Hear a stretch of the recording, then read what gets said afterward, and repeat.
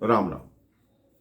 जैसा कि मैं पिछले प्रसंग में बता रहा था, किस तरह मां जानकी प्रभु श्री राम से वन में जाने के हट करती हैं। प्रभु बहुत प्रकार से समझाने का प्रयत्न करते हैं, लेकिन अंत में मां जानकी बोलती हैं, अगर आपको लगता है कि आपके जाने के बाद मैं जीवित रह जाऊंगी तो आप वनवास जा सकते हैं, लेकिन आपको वन जाने से पहले एक दिन और रुकना पड़ेगा। प्रभु श्री राम ने कहा, किस लिए सीते? मां सीता ने कहा, मेरी चिता को अग्नि देने के लिए। मां कौशल्या उठ के आई, राम अगर सीता के प्राणों की रक्षा करना चाहता है तो इसको अपने साथ ले जा। तो प्रभु श्री राम कहते हैं, ठीक है मां, जब आपका यही आज्ञा है और सीता की यही हट है तो मुझे स्वीकार है। सीता जी कहती हैं, उपकार प्रभु महा उपकार। कई शास्त्रों में लिखा है कि यही लक्ष्मण जी प्रस्तुत होते हैं। शरीर क्रोध से लाल हो रहा है, मन में सोच रहे हैं कि मुझे अपने साथ ले जाएंगे या नहीं ले जाएंगे। सबसे पहले आके मां कौशल्या को वंदन करते हैं, फिर भैया के चरणों में प्रणाम करते हैं। फिर राम जी बोलते हैं, लक्ष्मण तुझे समाचार मिल गया होगा कि पितु आज्ञा से वन जा रहा हूं, सीता भी मेरे साथ जा रही है, तू यहां संभालना। लक्ष्मण जी बोलते हैं प्रभु राम को, कुछ उल्टा सीधा बोल जाऊं तो क्षमा करना भैया। माता पिता की सेवा करना पुत्र का धर्म है, मैं जानता हूं, लेकिन मेरे माता पिता तो आप हैं। माता मां जानकी है और पिता आप हैं। मुझको क्या मतलब औरों से, मैं तो चरणों का सेवक हूं। आजन्म उपासक पायक जायक याचक चरणों का हूं। जो कुछ भी है मेरे वो तो अवध बिहारी हैं। माता देवी और भाभी जो कुछ है जनक दुलारी हैं।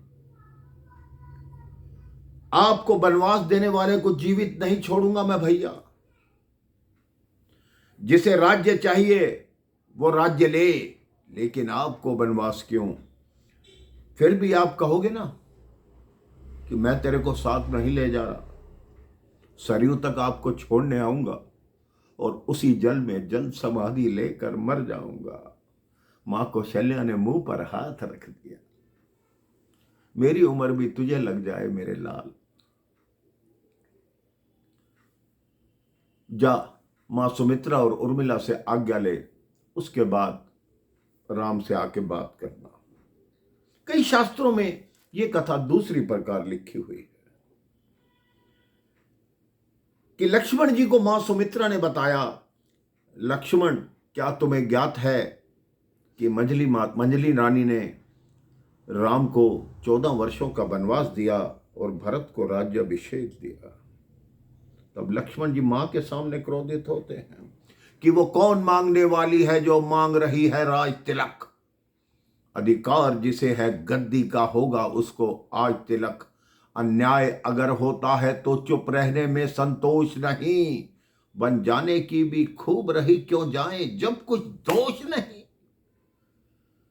मां कहती, नहीं पुत्रों का ये कर्तव्य नहीं होता।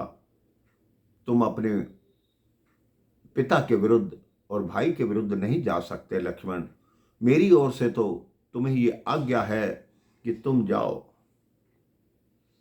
लक्ष्मण जी कहते हैं, धन्य है मां, एक और वो भी माता है जो अपने को राज दिलाती है। सोतेले लड़के को लड़कर वन में भिजवाती है। एक और ये भी मां है, अरे इसकी भी तो छाती है, जो सोतेले की सेवा में अपने को भेंट चढ़ाती है। तुम देवी हो, तुम विदुषी हो, तुम सच्ची शत्राणी हो मां।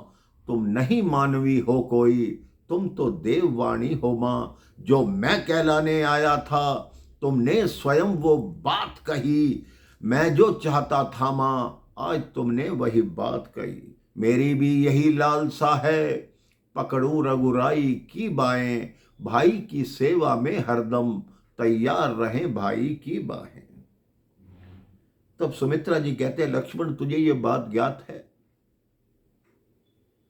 कि तेरा भाई राम नारायण का अवतार है, लेकिन उसने ये अवतार तेरे कारण लिया है।